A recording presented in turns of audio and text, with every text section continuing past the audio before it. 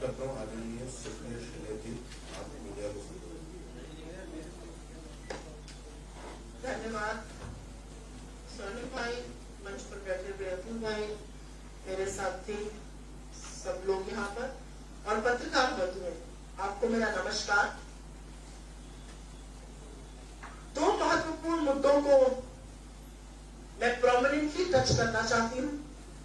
एक महिला हूं तो महिलाओं की बात करनी इस मंच से जरूरी है, और दूसरा मैं ओल्ड पेंशन स्कीम पर जरूर बात करना चाहती हूँ क्योंकि उसमें मेरी बड़ी श्रद्धा है। हम राजस्थान में सरकार में हैं, हमारा एक काम का ट्रैक रिकॉर्ड रहा है, हमने जी तोड़ मेहनत करी है और बड़ी शिद्दत से ईमानदारी से काम किया है, और उसी के बूते पर आज जनता से वोट मांग रहे हैं। हम भटकाने वाले मुद्दों पे बात नहीं कर रहे हैं, हम अनर्गल आरोप नहीं लगा रहे हैं, हम सरकार में हैं, हमने काम किया है, अपना रिपोर्ट कार्ड दिखा रहे हैं और जनता से पूरी ईमानदारी से उस काम के बल पर वोट मांग रहे हैं। अन्यथा मैं करीब 28 दिन मध्य प्रदेश में थी, भाजपा की सरकार वहां पर 18 साल से, अपने काम पर नीलबटा सन्नाटा, कोई चर्चा ही नहीं थी। तो मुझे ऐसा लगता है कि राजस्थान की कांग्रेस सरकार ने अशोक गहलोत जी के नेतृत्व में बेहतरीन काम किया है। हर तबके के लिए किया है, हर वर्ग के लिए किया है, हर उम्र के लिए किया है, हर समुदाय के लिए किया है, हर जाति के लिए किया है, और हम डंके की चोट पर अपना काम करके जनता से पुनः आशीष मांग रहे हैं कि उस काम को बढ़ा सके। लेकिन भारतीय जनता पार्टी के लोग क्योंकि यहां पर आकर भ्रांतियां फैलाते हैं, क्योंकि यहां पर आकर तुष्टीकरण करते हैं, क्योंकि यहां पर आकर अनर्गल आरोप लगाते हैं, तो उन आरोपों का भांडाफोड़ करना भी उतनी बड़ी जिम्मेदारी है जितनी बड़ी जिम्मेदारी है काम करना। और महिला विशेष पर मैं जरूर दो शब्द बोलना चाहती हूं। आप हाथरस की बात कीजिए तो राजस्थान याद दिलाते हैं, आप लखीमपुर की बात कीजिए तो राजस्थान याद दिलाते हैं, आप उज्जैन महाकाल की नगरी में एक अबोध बच्ची के साथ जघन्य अपराध की बात कीजिए और मुख्यमंत्री के 1500 रुपए देने की बात कीजिए तो राजस्थान याद दिलाते हैं। आप उन महान खिलाड़ियों की बात कीजिए, इस देश की सबसे होनहार बेटियां और ब्रजभूषण शरण सिंह को संरक्षण देती सरकार की, तो राजस्थान याद दिलाते हैं।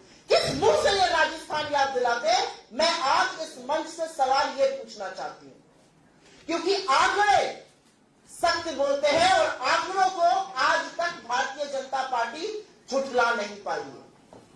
आप किस मुंह से राजस्थान की बात करते हैं? असलियत तो यह है कि राजस्थान में बलात्कार की सजा का प्रतिशत 48% है, जबकि नेशनल एवरेज मात्र 28% है। असलियत यह है कि महिला अत्याचार के मामले में सजा का प्रतिशत राजस्थान में 45% है और राष्ट्रीय एवरेज 26% है। असलियत यह है कि महिला अत्याचार के मामले में पेंडेंसी मतलब निलंबित मामले राजस्थान में प्रतिशत है 9% और राष्ट्रीय एवरेज है 31%। तो किस मुंह से आप बात करते हैं महिला अत्याचार की राजस्थान में? यहां पर अनिवार्य एफआईआर है और उसके बाद भी 1 लाख प्रति अत्याचार के अगर मामले देखिए तो हम इनकी सरकारों से बहुत पीछे हैं। मुझे ऐसा लगता है किसी भी महिला, किसी भी लड़की, किसी भी स्त्री के साथ अगर कोई अपराध होता है, उसकी इज्जत लुटती है, तो वो सभ्य समाज के नाम पर धब्बा है। लेकिन उसके बाद कानून क्या काम करता है, सरकारें क्या करती हैं? क्या आरोपियों को संरक्षण देते हैं या उनके साथ खड़े हो जाते हैं? यह अंतर राजस्थान की कांग्रेस सरकार और भाजपा की अन्य राज्य सरकारों में है। यहां पर अगर कोई औरत के साथ अपराध करता है तो उसको तुरंत सजा दी जाती है, और मैंने आपको आंकड़ों के साथ सजा का दर बताया है। अगर भाजपा के अंदर हिम्मत है तो आज किसी भी मैदान में, किसी भी जगह, किसी भी वक्त, किसी भी दिन एक डिबेट करने, महिला सम्मान में एक शब्द बोलने लायक रह नहीं पाएंगे। तो मैं ये पूछना चाहती हूं। मैं पूछना चाहती हूं, जो लोग 2:30 बजे रात को एक बच्ची जिसके साथ जघन्य अपराध हुआ उसको उसके माता पिता के बगैर फूंक देते हैं हाथरस में, वो किस मुंह से महिला का नाम लेते हैं? इस देश की सबसे होनहार बेटियां जिन्होंने गर्व से हमारा मस्तक ऊंचा किया, वो कहती है एक आदमी ने यौन शोषण किया, उसको मोदी जी गोदी में बिठाते हैं। ये किस मुंह से महिला सम्मान की बात करते हैं? एक बच्ची जिसके साथ जघन्य अपराध होता है, मध्य प्रदेश के जाते हुए मुख्यमंत्री उसको 1500 रुपए देते हैं। ये किस मुंह से महिला सम्मान की बात करते हैं? तो मुझे ऐसा लगता है कि ये जो डिबेट है, ये जो आरोप है अनर्गल, ये जो निरर्थक प्रयास है लगातार एक सरकार को के खिलाफ दुष्प्रचार का, ये बंद हो जाना चाहिए, क्योंकि गिरेबान अगर आप झांक कर देखिएगा तो बहुत कालिक है उस गिरेबान में। मैं 2 शब्द ओपीएस पे जरूर बोलना चाहती हूं, क्योंकि परिवार में बहुत लोग नौकरी में कार्यरत रहे और मुझे लगता है कि ओल्ड पेंशन स्कीम या पुरानी पेंशन स्कीम, पुरानी पेंशन योजना, ये वक्त की मांग है, ये लोगों की मांग है कि आप उसको बहाल कीजिए। और जब राजस्थान की सरकार ने ऐसा किया या छत्तीसगढ़ की सरकार ने ऐसा किया या हिमाचल की सरकार ने ऐसा किया, तो केंद्र की सरकार ने हर वो रोड़ा डाला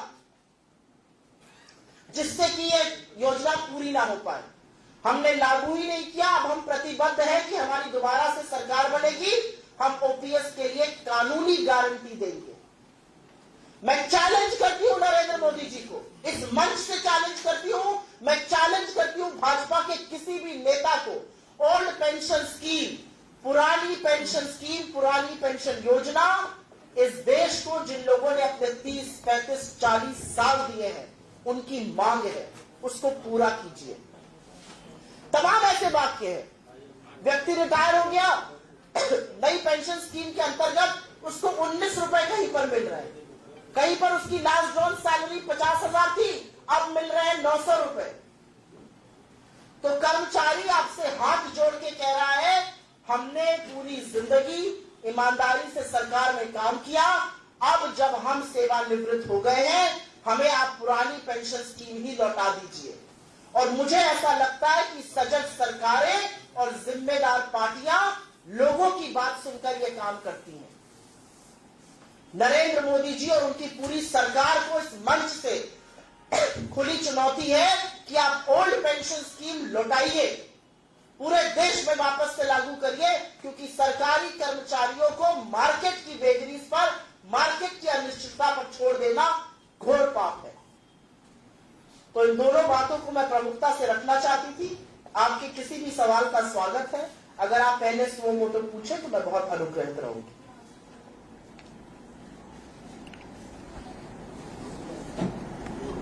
ओपीएस ब्रेन चाइल्ड तो कांग्रेस का ही माना जाता है। ओपीएस के समय इसकी तैयारी की गई, हालांकि लागू बाद में की गई। एनपीएस हमने जब इसको लागू किया था तो मार्केट की नहीं, इसको शुरू किया था अटल बिहारी वाजपेयी जी की सरकार ने। सरकारी चीजें लगातार होती रहती हैं, उसकी एक कंटिन्यूटी होती है, उसकी एक नियमितता होती है, तो ये लागू हुआ। लेकिन मुझे ऐसा लगता है कि आज लोगों की डिमांड बदल गई है, जमीनी हकीकत बदल गई है। मार्केट की अनिश्चितता पर, सेंसेक्स की अनिश्चितता पर आप लोगों के भविष्य को नहीं छोड़ सकते हैं। बहुत सारी ऐसी चीजें हैं जो जब सरकारें करती हैं और उसका दुष्परिणाम दिखता है तो सरकार उस निर्णय को वापस लेती है। मोदी जी को भी तो नाक रगड़ के काले कानून कृषि के वापस लेने पड़े थे। जिस जीएसटी को वो गलत कहते थे, उस जीएसटी का समर्थन करना पड़ा। जिस खाद्य सुरक्षा बिल को वो गलत कहते थे, उसकी पुरजोर विरोध करते थे, आज उसके समर्थन में खड़े और सीना ठोक के कहते हैं लोगों को फ्री राशन बांट रहे हैं। तो मेरा अपना मानना यह है कि जिस पेंशन स्कीम की आप बात कर रहे हैं, आज की जमीनी हकीकत यह है कि सरकारी कर्मचारी जो सेवानिवृत्त हो चुके हैं वो कह रहे हैं हमें नई पेंशन स्कीम नहीं चाहिए, हमें ओल्ड पेंशन स्कीम आप बहाल करिए। और सजग सरकारें और जो पॉलिटिकल पार्टीज लोगों के मन की बात सुनती हैं, अपने मन की बात नहीं थोपती, वो इसको जरूर करेंगी। हमारी 3 सरकारों ने किया है। यहां सरकार बनेगी, हम कानून बनाएंगे, इसका कानूनी गारंटी देंगे। और आज मुझे ऐसा लगता है कि देश के हर कोने में ये मांग है। आप, मेरा गृह राज्य उत्तर प्रदेश है, उत्तर प्रदेश में आप कहीं भी चले जाइए, अगर नंबर 1 डिमांड कोई है तो वो पुरानी पेंशन स्कीम है। सुप्रिया जी, क्या चुनाव सिर्फ आरोप और प्रत्यारोप के ही रह गए? चुनाव रह गया है, अपने काम जिस भी सरकार ने किए हैं उसको जनता के समक्ष रखिए, जनता के समक्ष रखिए और जनता से उसका आकलन करके वोट मांगिए। ये काम हम राजस्थान में कर रहे हैं, ये काम हमने छत्तीसगढ़ में किया। हमने काम किया अपने मैनिफेस्टो के, अपने वचन पत्र के, अपने शपथ पत्र के 97 से 98% काम पूरे किए और पूरी ईमानदारी से जनता को जाकर वो रिपोर्ट कार्ड दिखाया और कहा ये किया है, अब आगे आप आशीष दीजिएगा तो और करके दिखाएंगे। चुनाव इस बात पर टिका होना चाहिए। जो सरकारें काम नहीं करती हैं, और उसमें से अधिकांश भारतीय जनता पार्टी की सरकार है, जो सरकारें काम नहीं करती हैं वो जाकर चुनाव में, क्योंकि रिपोर्ट कार्ड नीलबटा सन्नाटा होता है, तो अनर्गल आरोप, मनगढ़ंत कहानियां, तुष्टीकरण, हर वो चीज करती है जिससे चुनाव का मुद्दा भटके। और मुझे ऐसा लगता है कि जनता बड़ी सजग है। कमर तोड़ महंगाई जनता झेल रही है, बेरोजगारी जनता झेल रही है और फिर जनता को आप जाके कोई दूसरा झुंझुना पकड़ाइए, जनता पकड़ना नहीं चाहती है। असलियत यह है कि राजस्थान एक मॉडल स्टेट है। राजस्थान में अगर महंगाई से जूझने की बात हो तो जो राहत रिलीफ कैंप लगाए गए, जो अन्नपूर्णा योजना शुरू की गई, जो 500 का सिलेंडर राजस्थान ने देना शुरू किया, आज उसकी गूंज हर प्रदेश में है। मैं तो देख रही हूं भाजपा और खुद नरेंद्र मोदी की गारंटी वाले जो वचन पत्र छत्तीसगढ़ और मध्य प्रदेश में मैंने देखे, उसमें 500 के सिलेंडर की बात हो रही है। अरे माननीय, इस देश के प्रधानमंत्री हैं आप, 1 मिनट में चाहिए सारे देश में 500 का सिलेंडर कर दीजिएगा। 10 राज्यों में सरकार है आपकी, चुनौती से कहती हूं, एक राज्य में ओपीएस और 500 का सिलेंडर देकर दिखाइए, नहीं देकर दिखा पाएंगे। असलियत यह है कि राजस्थान की जो 25 लाख की चिरंजीवी बीमा योजना है वो इतनी उत्कृष्ट योजना है कि अगर हमारी और जब बनेगी सरकार अन्य राज्यों में तो हम उसको जरूर कार्यान्वयन करने की कोशिश करेंगे। हमारी 2024 में दिल्ली की सरकार बनेगी, हम उसको नेशनल स्कीम बनाएंगे। राजस्थान में जो गोधन योजना हुई, जो 40,000 रुपए दिए गए पशुओं का बीमा करने के लिए, जिससे लंपी जैसी बीमारियों से एक रिंग फेंसिंग हो सके किसानों को बचाया जा सके, वो उत्कृष्ट योजना है। राजस्थान पहला राज्य बना जहां पर इंदिरा गांधी शहरी रोजगार योजना के अंतर्गत 125 दिनों की गारंटी दी गई। मनरेगा का दिन 100 से बढ़ा के 125 किया गया। तो मुझे लगता है कि राजस्थान में उत्कृष्ट काम हुए हैं और उन कामों को आगे बढ़ाने के लिए जनता जरूर और पुनः अपना आशीर्वाद हमें देगी। सुप्रिया जी, आप ओपीएस, एनपीएस, सस्ता गैस सिलेंडर ये सब कर रहे हैं और मोदी उदयपुर आते हैं, 2 कन्हैयालाल का जिक्र होता है, अमित शाह अजमेर आते हैं, 2 कन्हैयालाल का जिक्र होता है, कन्हैयालाल का पोस्टर वो है, इसका कोई जवाब है? इसका एक जवाब है कि आतंकवाद के पीछे छुपने वालों को जनता सबक सिखाएगी। असलियत यह है कि कन्हैयालाल हत्याकांड एक सभ्य समाज के नाम पर धब्बा है। असलियत यह है कि कन्हैयालाल के हत्याकांड के 4 घंटे के अंदर उनके अपराधियों को पकड़ा गया। कन्हैयालाल के दोनों लड़कों को सरकारी नौकरी दी गई और 50 लाख की आर्थिक मदद दी गई। असलियत यह है कि उनको पकड़ के फास्ट ट्रैक कोर्ट ही नहीं दिया गया, मामला एनआईए तक पहुंचा। आज एनआईए उस पर 2.5 साल से क्यों बैठी हुई है? 1.5 साल से आज एनआईए उस पर क्या तफ्तीश कर रही है? उनके कबूलनामे हैं, सारा वीडियो है, उन लोगों ने जहां जहां कबूल किया अपना अपराध वो सब है। एनआईए उस पर क्या कर रही है? आज मैं ये जानना चाहती हूं। आप आतंकवाद पर अपनी राजनीतिक रोटियां सेकिएगा। ये कितना घटिया और कितना शर्मनाक बात है, ये राजस्थान का बच्चा बच्चा जानता है। और असलियत यह है कि वो दोनों अपराधी, वो दोनों आरोपी भाजपा की माइनॉरिटी सेल के सदस्य थे। उनकी तमाम बड़े भाजपा नेताओं के साथ फोटो है, उनको माला पहनाते हुए फोटो है भाजपा नेताओं की।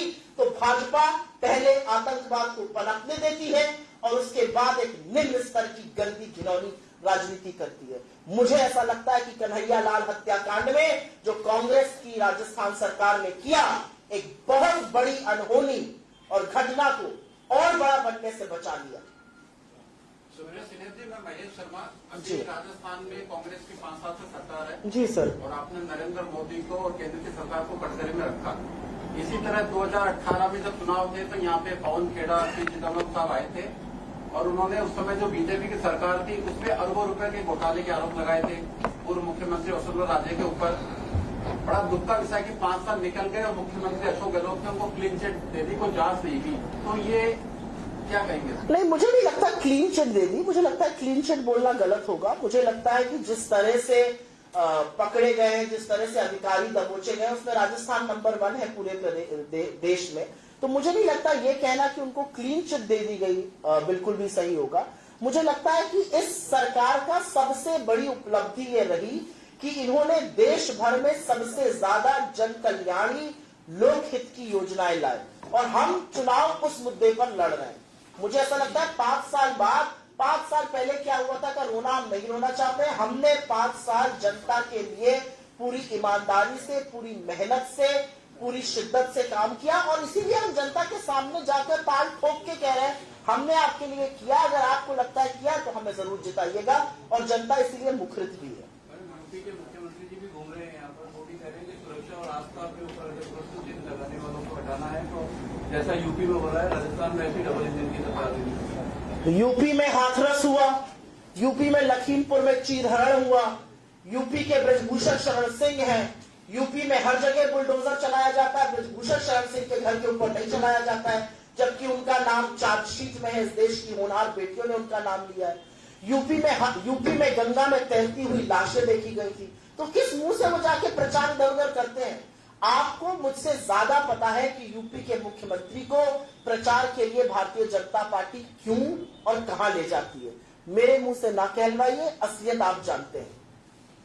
क्या कांग्रेस की स्ट्रेटजी में बदलाव आया है? सबसे पहले केंद्रीय नेता जब सभाओं में आते थे तो स्थानीय प्रदेश के नेता सब एक मंच पर उठे थे। अब राहुल गांधी कल दौसा गए तो सचिन पायलट को लेकर गए, आज प्रियंका गांधी केकड़ी गई है, जबकि सीएम अलग अलग जगह दौरे कर रहे हैं। मुझे ऐसा लगता है बड़ा प्रदेश है और आखिरी 3-4 दिन रह गए हैं प्रचार के। अभी तक तो खाली जगह साथ ही जा रहे थे। मुझे लगता है बहुत सारे क्षेत्र, बहुत सारी कंस्टिट्यूएंसीज कवर करनी जरूरी है और ये आपसी मत से तय किया गया है कि जरूरी नहीं है कि हर व्यक्ति हर मंच पे मौजूद रहे। अगर कहीं पर मुख्यमंत्री की सभा लगी हुई है तो वो अपनी सभा में जाए, शीर्ष नेतृत्व अगर कहीं सभा कर रहा है तो वो करेगा। मुझे नहीं लगता ये कोई इशू भी है। वसुंधरा राजे ने अपने एक भाषण में कहा था कि कांग्रेस की सरकार योजनाएं दे रही है, चाहे जितना के हिसाब से या चिरंजीवी को लेकर के है, तो वो सारी योजनाएं वसुंधरा राजे की सरकार की, उनकी बीजेपी की सरकार की दी हुई है। उसी को नाम बदल करके ये योजनाएं कांग्रेस जनता को लुभाई। अब मुंगेरी लाल के हसीन सपने कोई देखने से कैसे किसी को रोक सकता है? किसी के मुंह पर हम ताला तो नहीं लगा सकते हैं। हमारी स्कीम को अपनी बताकर 5 साल में हमको जाती है और वो कह रही है हमारी स्कीम है। उनको खैर मेरी संवेदनाएं हैं, जिस तरह से उनकी पार्टी ने उनको ट्रीट किया वो अलग बात है। मुझे ऐसा लगता है कि ये सारी योजनाएं इतनी उत्कृष्ट योजनाएं हैं कि आज मजबूर होकर केंद्र सरकार को भी जब अलग अलग जगह घोषणा पत्र बनाना पड़ रहा है तो इन योजनाओं का जिक्र करना पड़ रहा है। तो मुझे नहीं लगता कि उनमें से एक भी योजना उनकी है। ये सच है, लोगों के अंदर एक ये डर है कि बीजेपी इन योजनाओं को बंद जरूर कर सकती है, वो खुल के सामने आ रहा है और वो डर जो है वो लोगों के अंदर व्याप्त है। बीजेपी का ये सवाल है कि ये योजनाएं जो आपकी आती है गारंटी सरकार बनती है तब लागू क्यों नहीं करते? लास्ट जो ईयर होता है उसमें लागू करते हैं, फिर आप वोटों को कन्वर्ट करना चाहते हैं। बीजेपी का आरोप लास्ट साल क्यों होती है? बीजेपी का आरोप निरर्थक है। आप तो प्रबुद्ध पत्रकार है। हमने कोई योजना 2 दिन पहले लागू करी है। हमारी 25 लाख की योजना 2 दिन पहले लागू हुई है। हमारी 25 लाख की योजना 1 साल पहले लागू हुई है। इनके कार्यकाल के 2 साल में कोरोना काल रहा और खुद नरेंद्र मोदी जी ने कहा कि राजस्थान की सरकार ने उत्कृष्ट काम किया। राजस्थान में आपने नदी में तैरती हुई लाशें नहीं देखी थी, लेकिन डबल इंजन की उत्तर प्रदेश में आपने देखी। मुझे लगता है हमारी जो भी योजनाएं हैं वो एक क्रमबद्ध लागू हुई है। ये बिल्कुल निरर्थक आरोप है कि लास्ट ईयर में हम लागू कर रहे हैं। आप बता दीजिए, हमने चिरंजीवी लास्ट दिन लागू करी। 500 का सिलेंडर तब लागू करना पड़ा जब सिलेंडर 1200 पे पहुंच गया। अगर सिलेंडर उतना रहेगा तो हम क्यों 500 पे लागू करेंगे? मेरा अपना मानना है कि जहां पर हमारी सरकारें बनी, चाहे वो हिमाचल हो और पहली कैबिनेट मीटिंग में हमने ओपीएस की बात करी, चाहे वो कर्नाटका हो जहां पर पहली कैबिनेट मीटिंग में हमने अपनी 5 गारंटीज को स्वीकृति दी। एक हमारा ट्रैक रिकॉर्ड है और जनता उस ट्रैक रिकॉर्ड को मानती है। आज मुझे ऐसा लगता है सरकार की सबसे बड़ी उपलब्धि यह है कि इन्होंने जो महंगाई से राहत के लिए काम किए, चाहे वो 100 यूनिट बिजली फ्री हो या 500 का सिलेंडर हो या अन्नपूर्णा योजना, उसकी चर्चा देश भर में है और भाजपा भी मजबूर है ऐसे ही वादे करने के लिए। तो मुझे हमारे कुछ साथियों को लगता है हमारा कॉपी पेस्ट कर रहे हैं, मुझे उसमें कोई दिक्कत नहीं है। आप हमारी अच्छी चीजों से सीखिए, सीखते रहिएगा। ये शुभकामनाएं आपको। जी हाँ, सवाल रह गया मैडम उसमें, नेक्स्ट प्लीज। सवाल रह गया उसमें आपसे उसके बाद सर बताइए। अन्नपूर्णा 6 महीने के लिए आएगी, आप एक बार पता कर लीजिए कब तक। तो अन्नपूर्णा आएगी कि जब महंगाई स्तर चढ़ेगी तभी करेंगे। तो जब महंगाई स्तर चढ़ेगी तभी करेंगे ना, उसके पहले तो हर सरकार की कोई ना कोई प्रायोरिटीज होती है। जब कोरोना काल था तो दूसरी प्राथमिकताएं थी, कोरोना काल समाप्त हुआ फिर कुछ और प्राथमिकताएं आई, फिर उस समय रोजगार की प्राथमिकता थी, इसलिए इंदिरा गांधी शहरी रोजगार योजना करी गई। जब महंगाई सिर चढ़ के बोलने लगी तो उस पर ध्यान दिया गया। आप हवन कुंड में थोड़ा थोड़ा थोड़ा थोड़ा हवन में डालते हैं ना सामग्री, या उठाकर थाली एक बार में डाल देते हैं? लास्ट में डाल दीजिए। नहीं, हमारे यहाँ थोड़ा थोड़ा डालने की, हमारे धर्म में थोड़ा थोड़ा डालने की प्रथा है, और वैसे ही हवन होता है, वैसे ही सरकारें चलती हैं। बताइए मैम, कांग्रेस जातिगत जनगणना करवाना चाहती है, इससे पहले बिहार में हुई थी, अभी राजस्थान में अब क्यों जातिगत जनगणना करवाना चाहती है? पिछले 5 साल से तो राजस्थान में कांग्रेस है ना, पहले ये ख्याल क्यों नहीं आया? क्योंकि मुझे ऐसा लगता है कि इस समय जमीनी हकीकत ये है, इस समय देश का माहौल ये है, इस समय लोग जागरूक है और वो चाहते हैं कि जनगणना हो, लोग चाहते हैं कि पता चले किसकी कितनी आबादी है। आज जो बिहार में आंकड़े सामने आए हैं उन्होंने लोगों की आंखें खोल दी है।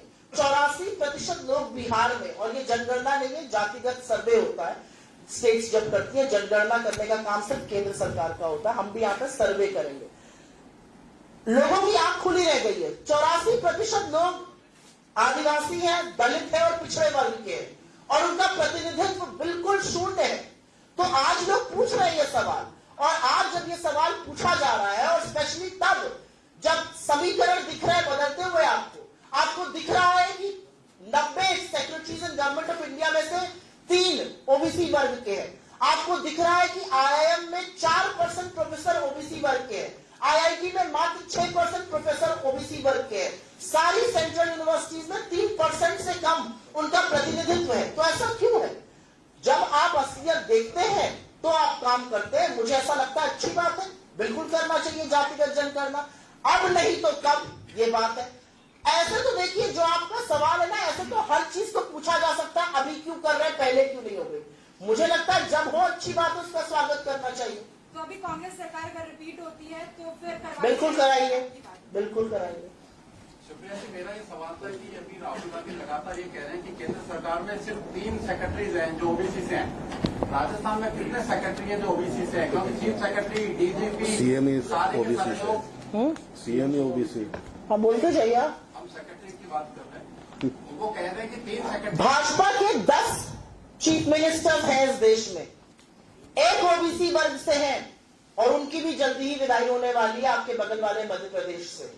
हमारे 4 मुख्यमंत्री हैं जिसमें से 3 ओबीसी वर्ग के हैं। मुझे लगता है मैंने अपनी बात को कह दिया। आपने घुमा दिया, मैं ब्यूरोक्रेट की बात कर रहा हूँ। मैं घुमाती नहीं हूँ बात, मैं बड़ी स्पष्ट करती हूँ, अगर आप मेरे बारे में थोड़ा बहुत भी जानते हो। कितने ब्यूरोक्रेट नहीं, मेरे पास वो डेटा अवेलेबल नहीं है, लेकिन मैं ये दावे के साथ कह सकती हूँ कि केंद्र से बहुत ज्यादा होंगे। धन्यवाद बहुत बहुत। मध्य प्रदेश प्रचंड रूप से जीतेंगे और अपनी सरकार बनाएंगे, और राजस्थान में अपनी सरकार प्रचंड बहुमत से रिपीट करेंगे। शो तो नहीं हो रहा, आपके नेता विरोध भाग रहे हैं, एक से ज्यादा दूसरों से ज्यादा। तो प्रचार कैसे करना चाहिए? गलबैया इनको पकड़ लो, बस इन्हीं के साथ घूमती रहूं तो आपको यूनिटी दिखेगी। अलग अलग जगह प्रचार करना यूनिटी है, हर व्यक्ति स्टेट को कवर करे वो यूनिटी है। आप लोगों को लगता है फेविकोल से जुड़ जाए तो वो यूनिटी हो जाएगी, वो मूर्खता हो जाएगी। मुझे ऐसा लगता है जनता को लगता है एक साथ आएंगे तो उसका असर होता है। सब जगह प्रचार, हर जगह प्रचार करना जरूरी है। धन्यवाद। Thank you.